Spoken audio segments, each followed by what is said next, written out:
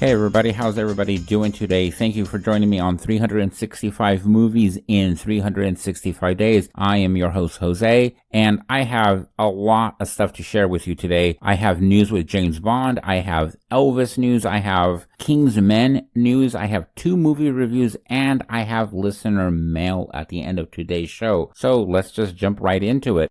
So right at the top, if you were anybody who looked at any kind of social media this past weekend, you would have heard that it was leaked that in the next upcoming James Bond movie, which doesn't even have a title yet, does have a release date of next April, but does not have a title yet. It looks like it was leaked out that 007 will be played at the beginning of the movie by African-American actress Lashana Lynch, who, if you remember right, was in Captain Marvel. This, of course, sent everybody, well, not everybody, but a lot of people online to just lose their shit. And let me tell you, it was a glorious thing to hear and to see. Loved it. I just loved it. I revel when people change things and then people just lose their shit over the dumbest thing like a movie. I love movies. Let me tell you, I love movies, but they're just a movie. In the end, they're just movies. And if you treat it like it's the greatest things, and your whole life is built up to it, and they make changes and you just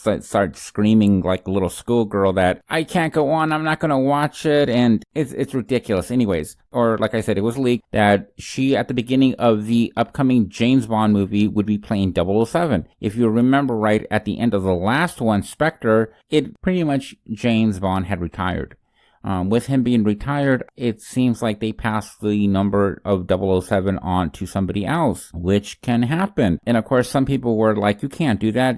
007 has to be a man. And of course, some of us were like, where's that written? And people start screaming, in the book, it is. In the book, it is canon. And my reply to that is, so you just rewrite it and voila, it's done. And of course, people will just start pulling their hair out and thinking that it's the end of the world when it's not. Anyways, so that's the big deal. I personally I don't really care. If they want to change it to a woman, if they want to change it to, some guy in a wheelchair, if 5 years from now they want to change it to, some giant sloth with, pink hair, that's fine. As long as it does the one thing that I want out of movies, that's to be entertainment. If it's entertaining, if it gives me a good story, a lot of good action, then I'm all for anybody to be it. I'm not one of these people who have to sit there and say everything has to stay the same. Mix it up, change it, give us something new. And that's what they're doing. Of course, by the end of the movie, James Bond is going to either be still 007 or he's going to pass on the mantle to somebody else. What I think is going to happen is that the movie is going to open with Lynch as 007 because Bond has retired. But they're not going to give her like Jamie Bond or any of these ridiculous things that I kept seeing floating online. She's just going to be her name and Bond will be him. They're separate things. And then some type of catastrophe is going to happen and she's going to have to go out and try to convince him to come back in, and either she convinces him or maybe she gets killed and that, pushes him to go back in, and now he has the 007, mantle to go, or she maybe hands it over to him. We don't know. There's so much stuff that can happen. And then of course, James Bond kicks ass. Like I said, I rebel when people go crazy over dumb things like, characters changing. It was like The Little Mermaid a couple weeks ago. People just went crazy because they're like, it has to be a redhead. It has to be a redhead. Says who? Things change. Life changes. Get over it. Please move on. Anyway, so moving on. Elvis. There is a new Elvis biopic that is currently about to start production soon. It is by Baz Buhrman. If you remember him, he did things like Romeo and Juliet, Australia. He is set. Now, we don't have a title yet for the name of the movie yet, nor do we even have a release date yet. I would venture that it probably won't be until late 2020, maybe for the holiday season. It still gives him a little bit of time to not only put a movie together and edit and, being that his style has always been really over the top, I expect nothing less than over the top for this. The only other thing we know about it is that it stars Tom Hanks as Colonel Parker. So that, of course, means if you have Parker, you have to have Elvis. And who's going to play Elvis? Drum roll, please. Austin Butler. Now, if you're like me, you're like, Austin who? I had to look him up. He's been in mostly like Disney type stuff, or when it was called ABC Family. He's been in middle of the road, kind of harmless movies. He hasn't exactly stretched his acting chops just yet. Now, he does have a role in the upcoming Quentin Tarantino Once Upon a Time in Hollywood movie coming out later on this month. So maybe this is going to be his road down, serious acting, veil until he gets to the Elvis pick, and then he's like, full on superstar. Who knows? That is the name that's been bantered about and officially now given the role. If you look at pictures of him, he looks a lot like Elvis. He really does. I mean, right now he looks like young Elvis. Now, personally, young Elvis is okay. He's fine. I happen to be more of a fan of what we call older, fat Vegas Elvis. Don't ask me why. I just happen to do. I mean, young Elvis is cool and all. Heartbreak Hotel's fine. But I happen to prefer, older, fatter, crooning Elvis. I just do. So the other thing that happened today was a new Kingsman trailer was dropped. Now, I keep wanting to mix in Kingsman and Kingsman. It's Kingsman, M-A-N. It's going to confuse me so much. Anyways, so the new trailer for that movie, which is the first to be released under Disney for the franchise, dropped. Now, the main character is going to be Ralph Fiennes, which I am excited because he is such a good actor. It is scheduled to be released on February 14th of next year. The new trailer gives it a more somber, very almost serious look to the movie. It is taking place around World War I, which is an exciting time in terms of history for me. I happen to really love that time in the world. It is one of those things that I love reading books, seeing documentaries, movies on. Doesn't get enough love sometimes. So the movie has a more serious tone from it from what we can see. That's not to say that the second one, the Kingsman second one, wasn't great, but it wasn't all that. It just felt, I don't know, silly. Kind of silly. I mean, the first one also felt kind of silly, so I shouldn't say that the second one wasn't the only one just silly, but they both were kind of silly. Hopefully this one takes it a little bit further away from that and gives it a more serious feel to it. And that's what I'm hoping happens. And from what I see, that's what's going to happen. So that's going to do it for the news. All right. So the first review we have for you today is for Crawl, which is a 2019 film. Duh. It is being directed by Alejandro Aja. I believe I said that right. Maybe I didn't. Maybe I did. He is a French film director who's best known in the U.S. for directing The Hills Have Eyes and Piranha 3D. Now, it has been a few years since he's directed anything really familiar in the U.S., but he has been an active director in his native France. Now, this movie, let me try to give you the bare bones of this movie. I'm not going to give you every nook and cranny like I would on any other regular movie review, only because the movie is still fresh out there and I really do want you guys to go see it. But the basic is that we have a father and daughter who are trapped underneath a house while there are gators ready to chomp them down. That's really what the basics of the story is. And because it doesn't tend to stray too far away from that is what makes it really successful, among other things. So the basic is we have Haley. Haley is a professional type of swimmer, and she is there when she gets a call from her sister who says, you need to get the fuck out of the state right away. There is a hurricane coming on your ass. And of course, Haley's like, oh, but I gotta check up on my dad, Dave, and because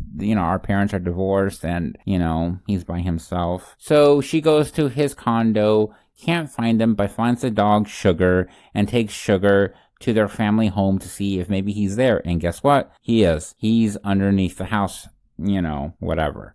Maybe that's where he goes, okay? So as soon as he's down there, she starts to see that he's hurt, that, there's alligators chasing them down. And that's the basic of the story, is how are they going to get out of this situation? It's flooding. There's a huge hurricane coming in. There are these deadly gators everywhere. What is a person to do? But let me tell you, I know this movie sounds stupid. And when I first saw the previews, when I would go see other movies and I first saw the previews, I thought it looked stupid. I thought, oh my God, this belongs on the Sci-Fi Channel. The thing is that I watched it and I actually really enjoyed it. I actually had a fun time. Look, I watch a lot of movies. I watch a couple hundred each year. and I've watched a couple thousand, 2,000, 3,000 almost in my lifetime. I've watched a lot of movies. If I told you about this movie and you're expecting greatness out of this, you're going to be disappointed. But if you expect exactly what it is, which is a bunch of people being chased down by alligators and getting eaten, you are going to enjoy yourself. It is so much fun. And I would say that I wouldn't say it's scary, but it's thrilling because you know that the gators are very unpredictable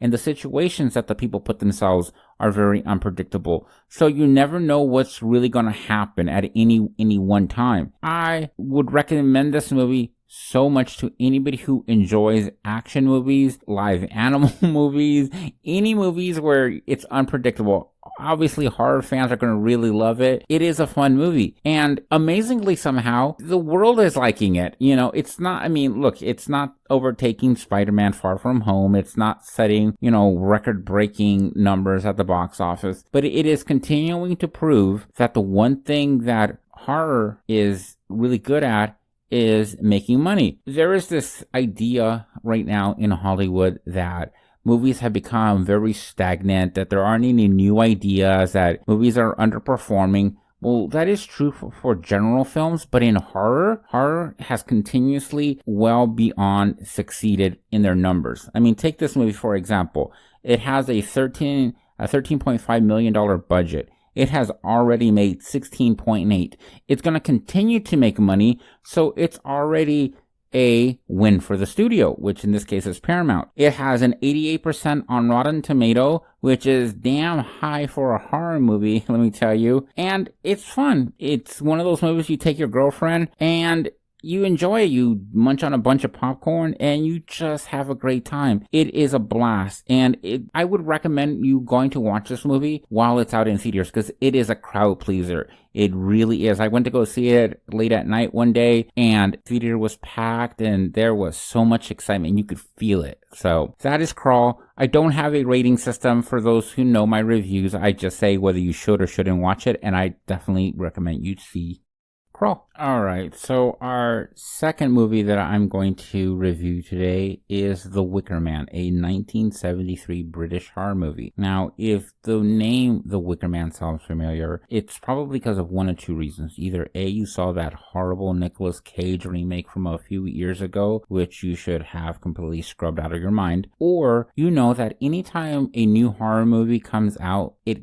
somehow gets compared to The Wicker Man. And why is that, you may ask? It's because The Wicker Man is a fabulous horror movie. Now, when I say horror, I don't mean horror in the way that most of us a lot of times will think about horror, where, things are jumping out at you or there's some, crazy killer. There really isn't any of that. In fact, there's next to no gore. There's next to no blood. It is all completely atmosphere and weirdness that permeates through this whole movie. I went to go see a special screening of it on the big screen. I happen to love watching older films on the big screen. It is one of those things that I always recommend, especially when it's a good movie like The Wicker Man, because you really, once you are in there and you get a good crowd, it really adds to the atmosphere. And this crowd, let me tell you, was primed for this movie. It is weird. And it's so weird when you hear people laughing in a movie like this, because they're not laughing out of like, haha, that's funny. They are laughing because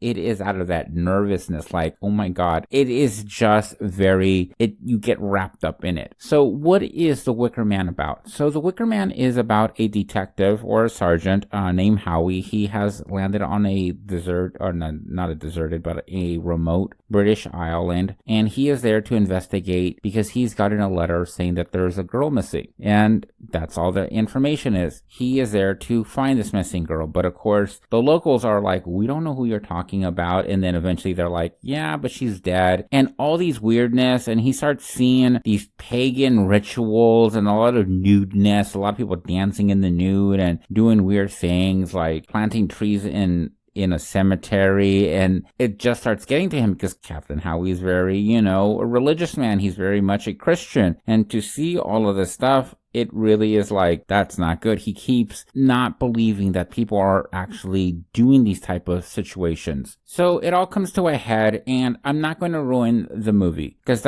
I'm not that kind of person to ruin, especially a great movie like this. But let me tell you, I really want to talk about how the atmosphere and the ideas that this movie really put forth. So one of the things about this movie is all in atmosphere. I don't know if anybody really remembers when Midsummer, when its new trailer, I don't know if anybody remembers when the trailer for Midsummer dropped, there was a lot of talk about, hey, Midsummer is going to be like the Wicker Man. And they are in some ways not the same, but in some ways they are. They are very big on atmosphere, on weirdness, on cultures that are old, and on rituals, and how these rituals can seem bizarre to those from the outside. Yet at the same time, they are not the same movies, because in some ways, we have this thing where Midsummer is full of shocks in some ways. It has shock value to it. The Wicker Man isn't about shock value. It isn't about trying to get a specific feeling out of you. It's trying to present an idea that there are people out there who believe in things that are older than Christianity. Christianity has been around for a long time. There are things out there that are a lot older.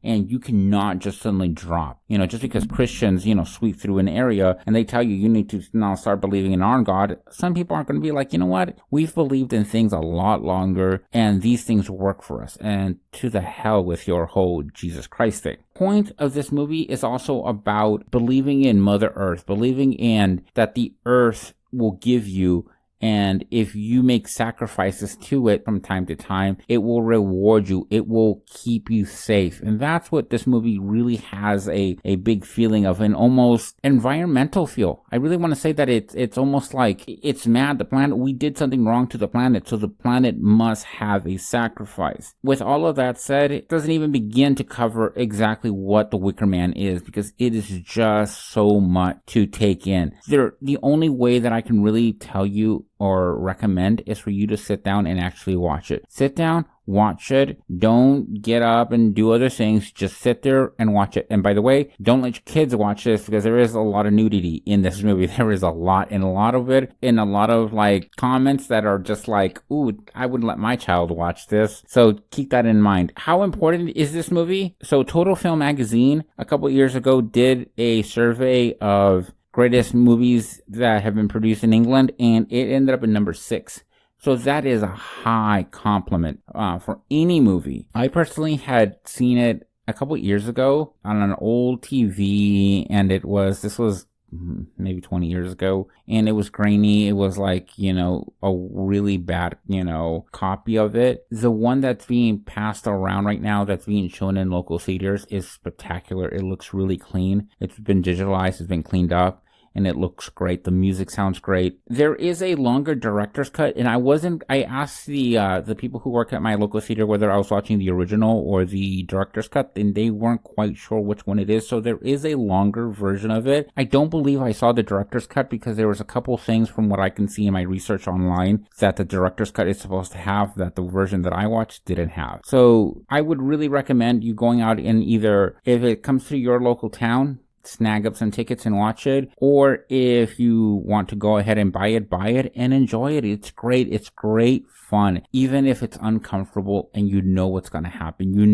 Look, at this point, there probably isn't a secret. It's probably not a secret what happens at the end, but don't let that ruin it. It will not ruin. If someone tells you, oh, this is what happens at the end of the movie, trust me, it's not. There's still 99% of the movie that you don't know, and how we get to the ending is just as much fun as the end. So that is The Wicker Man. Like I said, I recommend anybody to watch it. It is great fun. Just don't let your kids watch it, and enjoy it. All right, so now we have listener mail. I have an email to read. Well, I'm not going to read the email, but I'm going to basically tell you what the person asked. The email comes from Pablo. Pablo lives in Argentina, so a shout out to Argentina. Pablo asked me a really interesting question. Do I think Disney has lost its way? I'm not sure, Pablo. The thing is about Disney is that I think Disney is in that weird place where they have to please the people who basically run the company, which is the shareholders. The shareholders are the ones who run the company. Don't believe that anybody else is in charge of the company. They're not. When it comes down to it, it's the shareholders, and they have, Disney has to appease these people. And how do you appease them? By making money. So when it really comes down to, and I've said this before about Disney is in the business of making money. And when when they try to figure out what are we supposed to do, what's our strategy, what kind of films do we want to release, they put into account of what can make us the most money. And I think in some ways Disney is kind of lost at the current moment. They are so wrapped up in some of these franchises like the Marvel, Star Wars, and all the like, that it has really squeezed out much newness in any other kind of movies. But I wouldn't say that Disney has any trouble. Obviously they're making, so much cash that, at this point, they can just practically print it. If they continue this way and they continue to, let's say, so Star Wars is one of those things where, they were gung-ho, they were going to put out one new movie each year, and then Solo came out. Now, personally, I actually happen to like Solo. It was a pretty entertaining movie, but it did not do well in the box office. So Disney had to take a step back. They didn't say we're going to stop making these movies. They're just like, okay, we're going to stop it for a second and we're going to reevaluate what we're doing. Marvel, on the other hand, they just have been cranking them out and they've been making money left and right. So I don't see in that part of their, strategy that they're going to change. Is something going to happen? Are they going to, put movies out and fans are just going to be like, nope, we don't want this? Perhaps. But,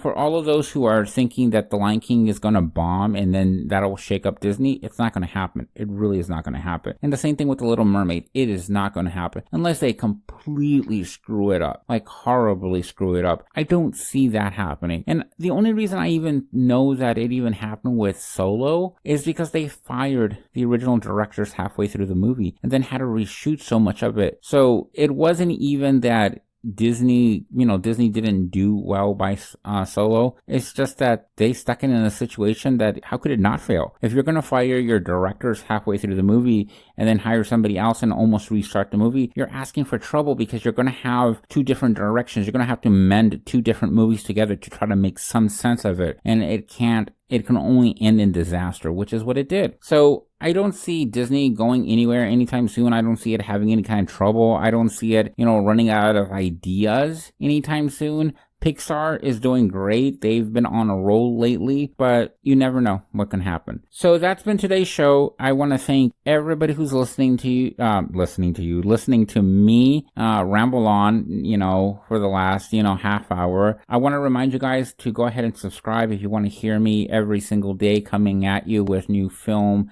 reviews or updates on what's going on in the movie world. You can check out our show notes for links to, you can send me your questions if you have a question, or if you want to follow us on Twitter or Instagram or the millions of other places that I waste my time on. Take care of you guys self, and until next time, don't forget to smile.